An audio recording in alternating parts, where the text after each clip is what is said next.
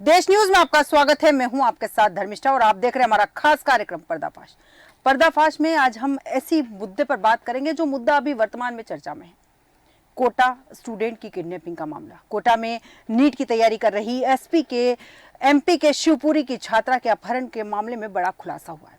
Police ने सभी पहलुओं की जांच करने के बाद बुधवार को खुलासा किया है। पुलिस ने बताया कि छात्रा के साथ किसी तरह की कोई वारदात नहीं हुई। छात्रा विदेश जाना चाहती थी, इसीलिए उसने दोस्तों के साथ मिलकर खुद के अपहरण की साजिश रची।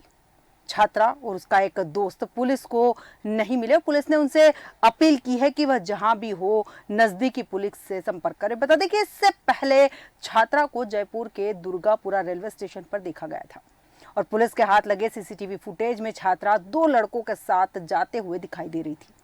सीसीटीवी के आधार पर युवती की तलाश की जा रही है। बता दें कि छात्रा के अपहरण को लेकर राजस्थान सरकार ने घोषणा की थी कि युवती की सूचना देने वाले को 20,000 रुपए का इनाम दिया जाएगा, लेकिन अब इस मामले में खुलासा हो गया है।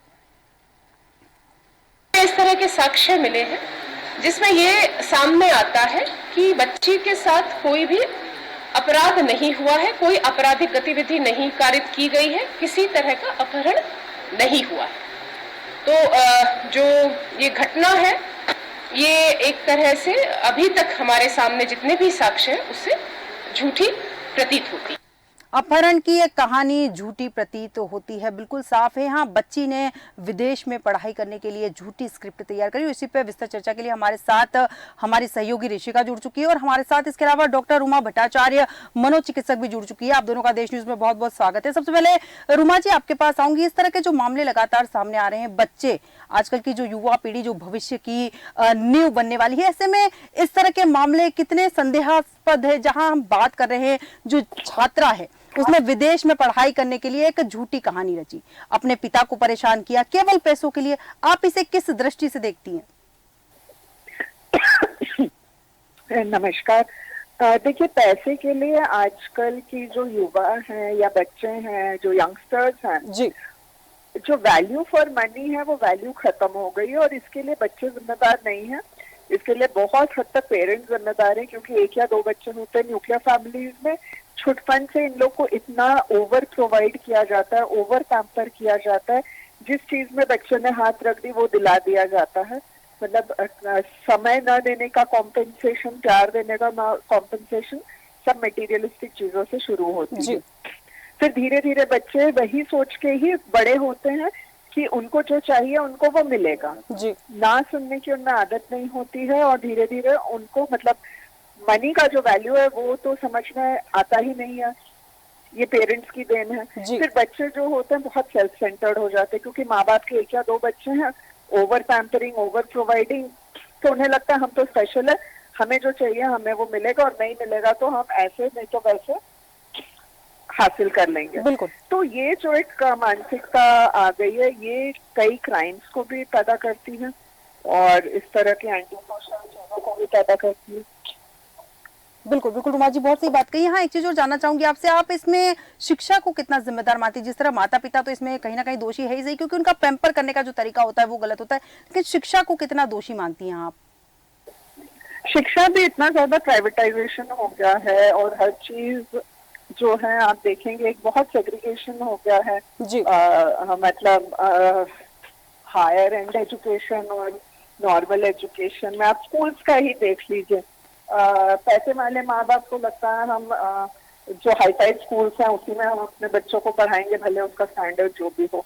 तो ये जो एक डिवीजन हो गया है, डिस्क्रिमिनेशन हो गया है ना, ये इससे बच्चों को लगता है कि बहुत हाई एंड स्कूल में, बहुत हाई एंड इंस्टीट्यूट में ही जाना है, उसके लिए वो जो भी हथकंडे अपना लें। बिल्कुल बिल्कुल बिल्कुल, बहुत सही बात कही रुमा जी आपने। ऋषिका, इस वक्त मैं आपके पास आऊंगी यहाँ पर, जहाँ हम बात कर रहे हैं छात्रा ने एक झूठी कहानी बनाई, अपने पिता को बताई, हॉस्टल जाने की बात कही, कोटा में नीट की तैयारी की बात करी। आपको नहीं लगता है कि जब माता पिता को ये बच्ची ने जानकारी बताई, उस छात्रा ने जानकारी बताई, तो माता पिता को इस बारे में सर्च करना चाहिए था? क्योंकि जहां हॉस्टल की बात कर रहे हैं, जहां वो लड़की रहने की बात कर रही थी कि मैं कोटा में यहाँ रह रही हूँ, माता पिता ने उसकी तलाश नहीं की। कोचिंग की बात करें तो कोचिंग का जो नाम उसने बताया था वहां उसका एडमिशन नहीं था। ऐसे में आपको नहीं लगता है माता पिता का दायित्व बढ़ जाता है? बिल्कुल धर्मेष्ठा, देखिए सबसे पहले तो मैं आपको बता दूं, शिवपुरी के रहने वाली ये छात्रा थी जो अपनी मां के साथ कोटा पहुंची थी और जिसके 3 दिन बाद वो इंदौर पहुंची। जहाँ ये साफ जाहिर होता है कि उसका कोचिंग में एडमिशन नहीं हुआ था, तो माता पिता को इस पर ध्यान देना चाहिए था। दूसरी बात, जब इस तरीके के कोचिंग में एडमिशन होते हैं तो कोचिंग सेंटर की ओर से मैसेज किए जाते हैं। अगर कोई छात्र या छात्रा कोचिंग ना पहुंच रहा हो तो फिर कोचिंग सेंटर की तरफ से मैसेज किए जाते हैं, जो मैसेज उनके पेरेंट्स को पहुंच रहे थे धर्मेष्ठा, और वो जो मैसेज है वो छात्रा के ही किसी दूसरे नंबर से पहुंचाए जा रहे थे। कई सारे खुलासे हैं, देखिए 3 एंगल से इसकी जो जांच पड़ताल है वो की गई, जो राजस्थान पुलिस और मध्य प्रदेश पुलिस दोनों ही इसमें जुटी हुई थी। आपको बता दें, शिवपुरी से रहने वाली चूंकि ये छात्रा थी, गुना डिस्ट्रिक्ट लगती है, तो ज्योतिरादित्य सिंधिया ने भी इस पर आश्वासन जो छात्रा है उसके माता पिता को दिया था कि वो इस पर जांच गहनता से करवाएंगे और निश्चित तौर पर उनकी बेटी को वापस लेकर आएंगे। लेकिन ये बड़ा चौंकाने वाला जो खुलासा अब हुआ है, कहीं ना कहीं माता पिता की ये गलती, चूंकि दूसरे नंबर से मैसेज आ रहे थे। बहुत सारे खुलासे इस पर होना बाकी है। इस तरीके की नौबत ही क्यों आई? क्यों छात्रा ने पैसे की मांग के लिए खुद की किडनैपिंग का ये झूठा जो है वो खेल रचा? कहीं ना कहीं ये भी एक सवाल उठता है, जैसे रुमा जी ने बताया कि जो पेरेंट्स हैं वो बच्चों के ऊपर ध्यान नहीं देते हैं, पैसों को लेकर जिस चीज पर हाथ रख दिया वो दिला दिया, कहीं ना कहीं पेरेंट्स की बड़ी जिम्मेदारी यहाँ पर।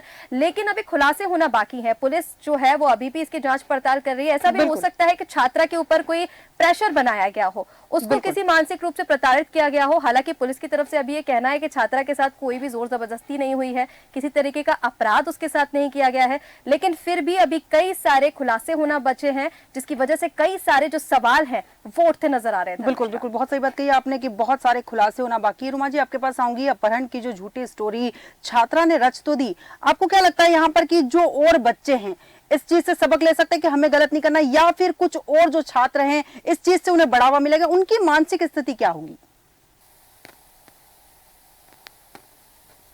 रुमा जी, सुन पा रही हैं आप?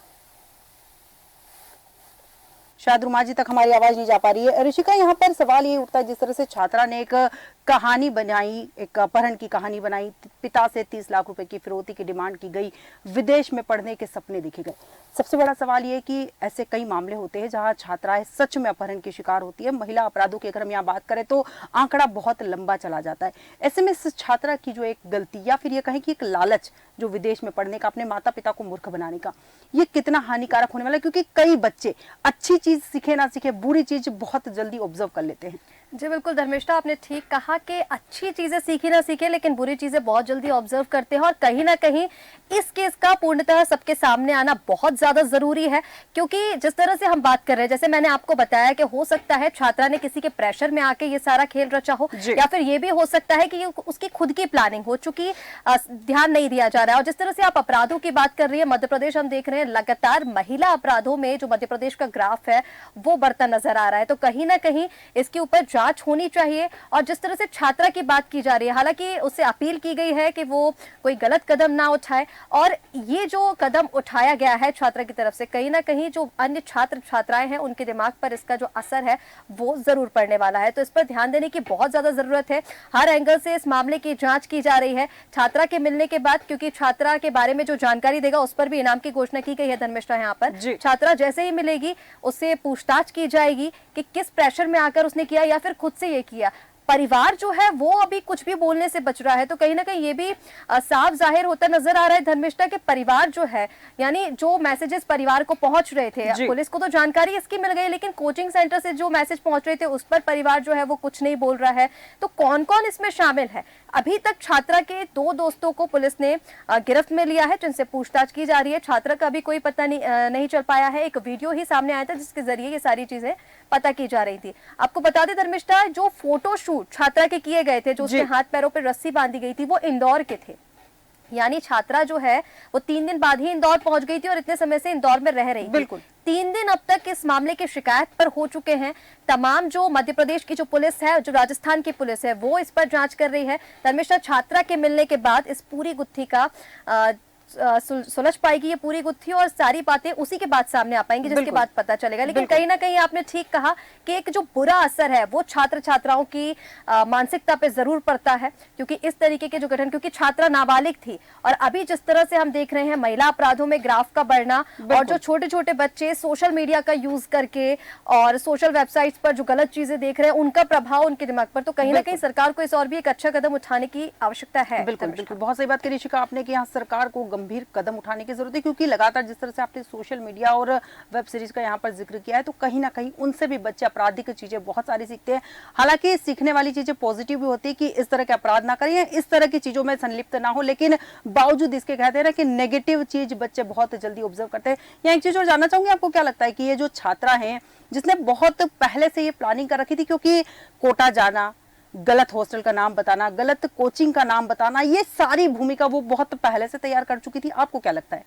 जी बिल्कुल धर्मिष्ठा, बहुत सही आपने यहाँ पर ये कहा कि इतनी बड़ी प्लानिंग सडन नहीं की जा सकती, ये बहुत लंबी प्लानिंग है, बहुत पहले से की जा रही होगी, काफी लोग इसमें सम्मिलित होंगे और इस बात का परिवार को कोई जानकारी नहीं होना ये थोड़ा सा अचंभित करने वाला है, क्योंकि अभी उनके परिवारजन कुछ बोलने से भी बचते नजर आ रहे हैं, क्योंकि लगातार उनसे पूछताछ की जा रही है लेकिन कोई जवाब उनकी तरफ से साफ तौर पर धर्मिष्ठा अभी नहीं मिल पा रहा है। तो कहीं ना कहीं काफी सारे लोग इस प्लानिंग में शामिल होते नजर आ रहे हैं। ज्योतिरादित्य सिंधिया जो मंत्री गुना डिस्ट्रिक्ट से रहे हैं, क्योंकि उनका क्षेत्र लगता है और वहां की रहने वाली ये छात्रा है, तो उन्होंने भी ये कहा था और अब इस पर स्ट्रिक्ट एक्शन लेने की बात भी की जा रही है। बिल्कुल तमाम एंगलों से, चूंकि राजस्थान और मध्य प्रदेश दोनों ही स्टेटों की पुलिस जो है वो इस गुत्थी सुलझाने में लगी हुई है इस मसले की, और जैसे ही छात्रा मिल जाएगी तो काफी सारे, मुझे लगता है क्योंकि कई एंगल से इसकी जांच की जा रही है, तो काफी सारे लोग सामने आएंगे और कहीं ना कहीं ये बड़ी जो साजिश है वो रची जा रही है। बिल्कुल बिल्कुल सही कहा ऋषिका आपने कि बड़ी साजिश की तरफ इशारा तो हो रहा है, लेकिन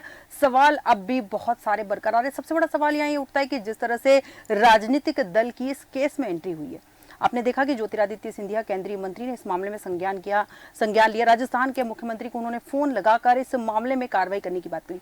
सबसे बड़ा सवाल ये कि इस छात्रा ने तो नाटक किया, एक पूरी स्क्रिप्ट तैयार करी, किडनैप करने की पूरी स्क्रिप्ट तैयार करी। ऐसे में राजनीतिक दल कई बार, पहली बात तो आगे आते नहीं है कुछ मामलों में, क्योंकि कार्रवाई करते नहीं है। इस मामले में आगे आए, आगे भविष्य में अगर इस तरह की कोई घटना हुई तो आपको क्या लगता है कि कोई राजनीतिक दल आगे आएगा? क्योंकि सबसे पहला संदेह उन्हें यह जाएगा कि हो सकता है ये भी कहानी हो। ऐसे में कहीं ना कहीं इस छात्रा ने जो असली में अपराध होते हैं उनके ऊपर भी प्रश्नवाचक चिन्ह खड़ा कर दिया है। जी बिल्कुल धर्मिष्ठा, क्योंकि इस छात्रा ने जो खेल यहाँ पर रचा हुआ है, इतनी बड़ी किडनैपिंग की प्लानिंग और एक नाबालिग छात्रा द्वारा ये जो रची जा रही है, तो ये तो साफ है कि इसमें और भी लोग शामिल हैं। लेकिन जिस तरह से आप बोल रहे हैं राजनीतिक दलों की इसमें जो एंट्री हुई है धर्मिष्ठा, तो कहीं ना कहीं जो राजनीतिक दल है, जैसा कि आपने कहा, क्योंकि हम लगातार ये बताते जा रहे हैं कि मध्य प्रदेश में महिला अपराध का जो ग्राफ है वो बढ़ता जा रहा है। कुछ कहानियां सच होती हैं और कुछ कहानियां झूठ भी होती है, जिस तरह से हम ये अभी मामला देख रहे हैं। लेकिन जो राजनीतिक दल है, क्योंकि मध्य प्रदेश प्रशासन पूरी तरह से महिलाओं को लेकर अलर्ट है धर्मिष्ठा, लगातार महिला अपराधों में जो बढ़ोतरी हो रही है उस पर शिकंजा कसा जा रहा है, लगातार पुलिस जो है, प्रशासन वो अलर्ट मोड पर है। और जिस तरह से आप कहना चाह रही हैं कि आगे इस तरीके का अगर कोई मसला आता है तो उस पर क्या राजनीतिक दलों की एंट्री होगी, तो बिल्कुल धर्मिष्ठा, अगर मध्य प्रदेश में आप महिला अपराध कोई हो रहा है तो उस पर गंभीरता से जांच की जा रही है। पुलिस प्रशासन जो है वो लगातार सख्त नजर आ रहा है महिला अपराधों को लेकर। बिल्कुल बिल्कुल सख्त नजर आ रहा है, लेकिन उसके बावजूद अपराध थमने का यहाँ नाम नहीं ले रहे हैं। एक चीज और जानना चाहूंगी आपसे ऋषिका, हम बात करें लापरवाही की, नाबालिग बच्ची, आपको लगता है कि जिस तरह का अपराध इस बच्ची ने किया, इस छात्रा ने किया, चाहे वो नाबालिग है, उसे बाल सुधार गृह भेजने की आवश्यकता है, ताकि कहीं ना कहीं एग्जाम्पल सेट हो, भविष्य में कोई और छात्र इस तरह की गलती ना करे? जी बिल्कुल धर्मिष्ठा, आप ठीक कह रही हैं। बाल सुधार गृह में क्योंकि कुछ केसेस ऐसे होते हैं जहां पर बाल सुधार गृह में बच्चों को भेजा जाता है। अब ये तो छात्रा के मिलने के बाद ही पता चल पाएगा। ये भी हो सकता है, देखिए मैं पहले भी बता चुकी हूँ कि हो सकता है छात्रा के ऊपर कोई मानसिक प्रेशर बनाया गया हो। यहाँ पर अगर ये प्लानिंग उसकी खुद की हुई है, चूंकि वो नाबालिग है, तो निश्चित तौर पर उसे बाल सुधार गृह भेजा जाएगा और तमाम जो जानकारी उससे प्राप्त होगी उससे अन्य लोगों का भी पता लगाया जाएगा, ताकि भविष्य में ऐसी कोई और घटना सामने ना आए। बिल्कुल बिल्कुल ऐसी कोई घटना सामने ना आए, और कार्रवाई की जाएगी। साथ ही आपको एक चीज और यहाँ बता दूं कि जो लड़की, जो छात्रा है, उसके जो साथी है, उन्होंने पूछताछ में सब कुछ बता दिया है कि छात्रा ने अपने साथियों के साथ मिलकर ये पूरी प्लानिंग की थी। खासकर इच्छा थी विदेश जाकर पढ़ाई करने की, कोटा में पढ़ने की इच्छा नहीं थी। कारण इतना था कि माता पिता के स्थिति जो थी कमजोर थी, इतने पैसे का अरेंजमेंट नहीं कर सकते थे। शायद यही कारण रहा होगा कि छात्रा ने सोचा कि अपहरण की कहानी रचते हैं, पिताजी से पैसे लेते हैं और फिर विदेश जाके पढ़ाई करते हैं। विदेश का लालच, पढ़ाई करने का लालच। शिक्षा एक और हमें बहुत अच्छी अच्छी चीजें सिखाती है। यहाँ किस तरह की शिक्षा ये छात्रा लेना चाहती थी जिसने इसे अपराधी बना दिया? जी बिल्कुल धर्मेशा, देखिए शिक्षा की जहाँ हम बात कर रहे हैं तो कहीं ना कहीं जो स्कूल में शिक्षा दी जाती है और उससे ज़्यादा जो प्रभाव डालता है यहाँ पर जो माँ बाप अपने बच्चों को शिक्षा देते हैं, वो कहीं ना कहीं उनके संस्कार आगे काम में आते हैं। चूंकि ये छात्रा नाबालिग थी, लगातार हम बात करते आ रहे हैं नाबालिग जो छात्रा है, जिस तरह से इसके दो दोस्तों ने बताया कि जो पूरी प्लानिंग है वो खुद नाबालिग छात्रा ने की थी, तो शिक्षा पर बड़ा सवाल यहाँ पर उठता नजर आता है। कहीं ना कहीं जो छात्रा है उसके माँ बाप की, उसके परिवार की यहाँ पर बड़ी लापरवाही है। हालांकि जिला प्रशासन को भी और इस पर बड़ा एक्शन लेना चाहिए कि किस तरह से छात्रा ने ये पूरी किडनैपिंग की, कौन कौन, और 3 दिन हो गए हैं इसको, इतनी लंबी प्लानिंग अगर पहले से की जा रही थी तो अब तक इस पर कोई एक्शन क्यों नहीं लिया गया।